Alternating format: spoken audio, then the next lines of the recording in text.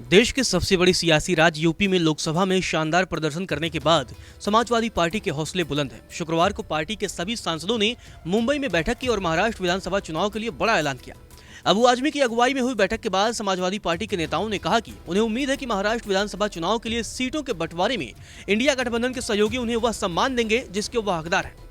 बैठक के बाद सपा के प्रदेश अध्यक्ष अबू आजमी ने कहा कि लोकसभा चुनाव के बाद महाराष्ट्र में पार्टी का मनोबल बहुत ऊंचा है। इस दौरान उन्होंने कहा कि आने वाले समय में राज्य में समाजवादी पार्टी अपनी जड़ें और मजबूत करेगी।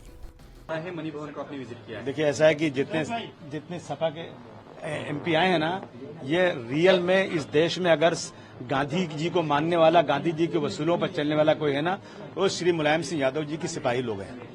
और ये वो लोग हैं जो गांधी जी अपने हाथ से अपना काम करते थे, अपना कपड़ा खुद धुलते थे, गांधी जी सब काम करते थे। उसी तरह के लोग हैं ये लोग, जिनको आपके बीच में आज लाया हूं मैं।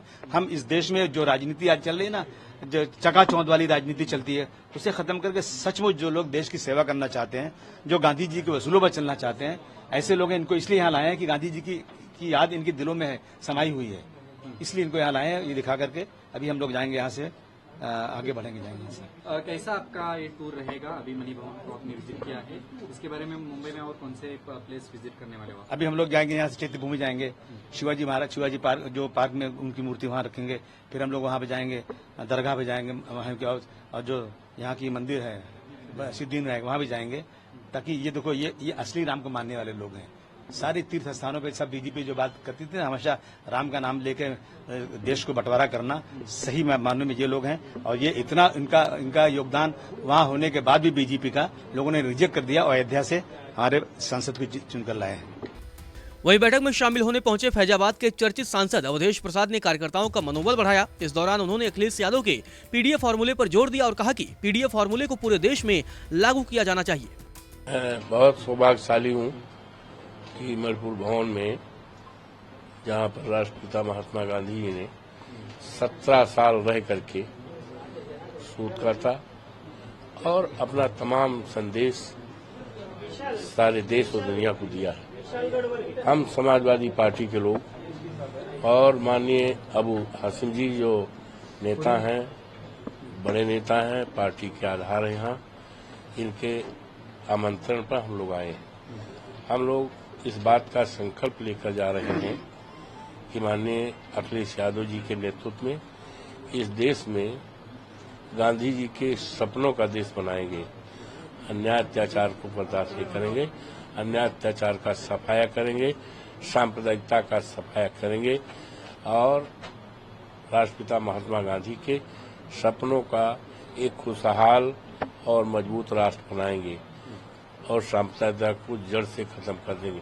यूं तो जहां से हम चुनाव जीत के आए हैं, अयोध्या से, जिसकी चर्चा आज सारे देश में हो रही, सारे दुनिया में हो रही है, उसमें हम डिटेल में नहीं जाना चाहते और कार्यक्रम लगे हैं।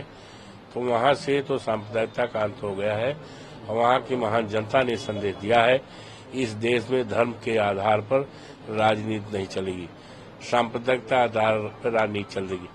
ये जो पीडीए के आधार पर और बाबा साहब भीमराव अम्बेडकर के संविधान के आधार पर ही इस देश में राजनीति चलेगी।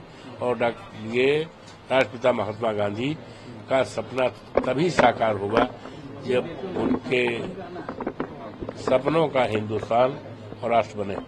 और एक क्वेश्चन जल्दी है आपको निश्चित तौर से उसके बारे में, यहाँ के जो विपक्ष है, जो सत्ताधारी है बीजेपी, उन्होंने कहा कि विरोधकों ने फेक नैरेटिव सेट किया और उसमें उनको ज्यादा सक्सेस मिल गया। बीजेपी क्या कहती रही है सारे देश ने जान लिया है। अब इस देश में बीजेपी की मन की बात नहीं चलेगी, इस देश में करोड़ों लोगों के दिल की बात चलेगी।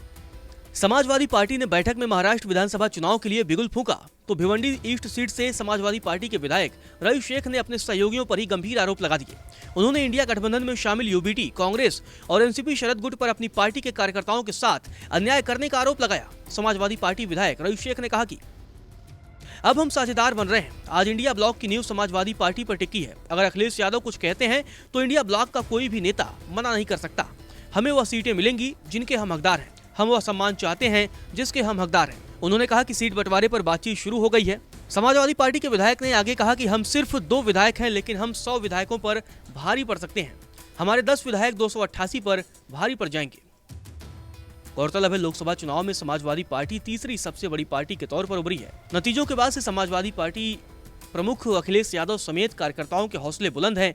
पार्टी अब विस्तार के लिए अलग अलग राज्यों में विधानसभा चुनाव लड़ने की योजना पर भी काम कर रही है। नमस्कार, मैं हूं मानक गुप्ता।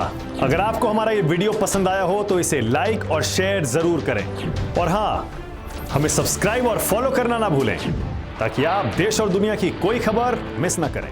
तो जुड़े रहिए हमारे साथ और देखते रहिए News 24।